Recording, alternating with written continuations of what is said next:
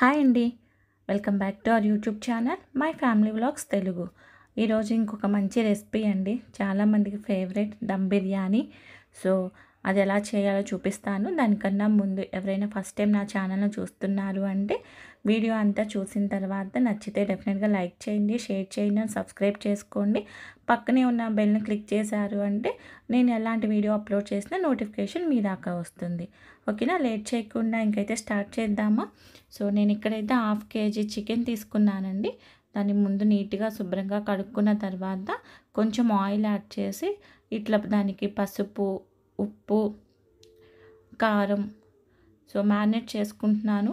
So మీకు ఎంత కావాలో మీ టేస్ట్ని బట్టి యాడ్ చేసుకోండి.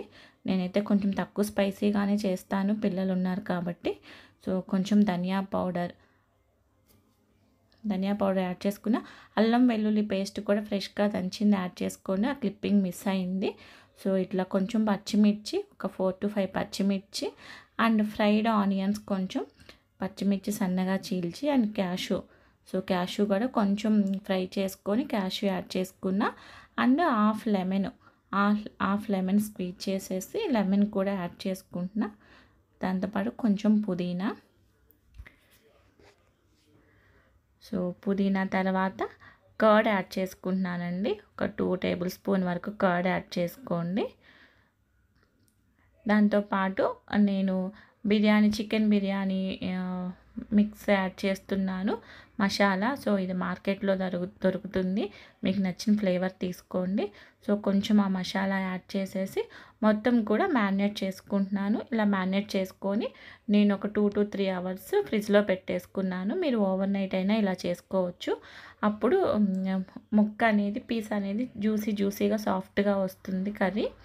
సో నెక్స్ట్ వచ్చేసి ఇంకొక బాండీ తీసుకొని ఇట్లా వాటర్ తీసుకున్నాను. వాటర్ ఎంతైనా తీసుకోవచ్చు అండి, ఇలా క్వాంటిటీ అనేం కాదు, తర్వాత మనం ఫిల్టర్ చేస్తాం కాబట్టి. సో వాటర్లో వచ్చేసి నేను ఇలా బిర్యానీ స్పైసెస్ అన్నీ యాడ్ చేసుకుంటున్నాను.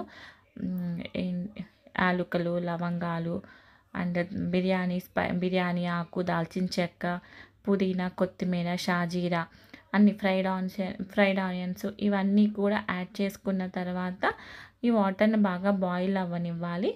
సో నేను స్టవ్ ఆన్ చేసి బాయిల్ చేసుకుంటున్నాను. సాల్ట్ వేసుకోండి. సో సాల్ట్ మీ టేస్ట్ని బట్టి వేసుకోండి. కర్రీలో కూడా ఉంటుంది కాబట్టి కొంచెం యాడ్ చేసుకోండి. ఇక్కడైతే నేను గీ యాడ్ చేస్తున్నానండి. ఒక 2 టేబుల్ స్పూన్ వరకు గీ యాడ్ చేస్తాను. గీ అయితే బిర్యానీ బాగుంటుంది టేస్ట్ అనేది. సో వాటర్ ఇట్లా కొంచెం బాయిల్ అయిన తర్వాత నేను సాల్ట్ వేసుకుంటున్నా ఇప్పుడు. So maximum pink salt use చేయడానికి ట్రై చేయండి, లేదు అంటే రాక్ సాల్ట్ తెచ్చుకొని మంచిగా గ్రైండ్ చేసుకున్నా సరిపోతుంది. సో సాల్ట్ యాడ్ చేసుకున్న తర్వాత నేను ఇలా బాస్మతి రైస్ ఒక 1/2 అవర్ ముందు వాటర్లో సోక్ చేసి ఉంచుకున్నాను. సో దాన్ని మొత్తాన్ని ఇట్లా ఈ వాటర్లో యాడ్ చేసుకుంటున్నాను. యాడ్ చేసుకున్నాక మొత్తం ఇట్లా కొంచెం ఒకసారి మిక్స్ చేసుకొని, మన రైస్ వచ్చేసి అరౌండ్ 60 to 70% కుక్ అయితే సరిపోతుందండి, ఫుల్గా కుక్ అవ్వనివ్వకండి. సో నేను చెక్ చేసుకున్నాను, నాకు సరిపోయింది అని అనిపించింది. సో స్టవ్ ఆఫ్ చేసేసుకొని మనం ఇవంతా కూడా ఫిల్టర్ చేసేసుకోవాలి. ఇలా స్ట్రైనర్తో చేసుకున్నాము అంటే సో కంప్లీట్గా వాటర్ అంతా కూడా రిమూవ్ అయిపోతుంది. సో నేను కంప్లీట్గా చేసుకున్నాక దాన్ని పక్కన పెట్టేసుకున్నాను. సో నేను నెక్స్ట్ ఇంకొక బాండీ తీసుకొని కొంచెం ఆయిల్ యాడ్ చేసుకుంటున్నాను. సో ఆయిల్ మీకు ఎంత కావాలో అంత యాడ్ చేసుకోండి. నేను ఆల్రెడీ మ్యారినేట్ చేసేటప్పుడు కూడా వేసాను కాబట్టి కొంచెం తక్కువే వేసుకున్నాను. సో ఆయిల్ హీట్ ఎక్కిన తర్వాత ఇలా చికెన్ అన్నది ఫస్ట్ ఒక లేయర్ లాగా వేసుకుంటున్నాను కింద. సో ముక్కన్ని మంచిగా నీట్గా ఈవెన్గా స్ప్రెడ్ చేసేసుకొని ఒక లేయర్ లాగా వేసేసుకోండి. దానిపైన మళ్ళీ మనం కొంచెం రైస్ యాడ్ చేస్తాము. సో కొంచెం ఒక లేయర్ లాగా రైస్ యాడ్ చేస్తున్నాను. చికెన్ నేను అసలు ఏం ఉడికించలేదండి, అది పచ్చి చికెనే. సో డీప్ ఫ్రిడ్జ్లో పెట్టేసి ఒక 2 అవర్స్ తీసుకున్నాను. సో రైస్ యాడ్ చేసుకున్న తర్వాత పైన మళ్ళీ కొంచెం కొత్తిమీర, పుదీనా అండ్ ఫ్రైడ్ ఆనియన్స్ ఇవన్నీ వేసుకున్నాక నేను మళ్ళీ సెకండ్ లేయర్ లాగా వేసుకుంటున్నా రిమైనింగ్ చికెను. సో నేను కొన్ని ఒక 2 to 3 పీసెస్ చికెన్ ఉంచుకున్నాను. యాక్చువల్గా నేను బొంగులో చికెన్ కూడా చేద్దాము అని ట్రై చేయడం కోసం ఆ 2-3 పీసెస్ ఉంచుకున్నాను. సో దీని తర్వాత మళ్ళీ పైన మనం రిమైనింగ్ రైస్ అనేది యాడ్ చేసుకోవాలి.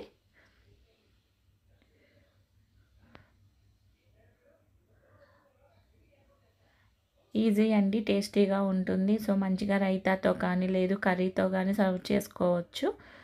సో రైస్ అన్నది నేను కొంచెం యాడ్ చేసేసుకొని పైన మళ్ళీ కొత్తిమీర, పుదీనా వీటన్నిటితో కూడా గార్నిష్ చేసుకుంటే సరిపోతుంది. సో నేను రైస్ కూడా కొంచెం ఉంచుకున్నాను. సో ఇలా ఫ్రైడ్ ఆనియన్స్, పుదీనా, కొత్తిమీర,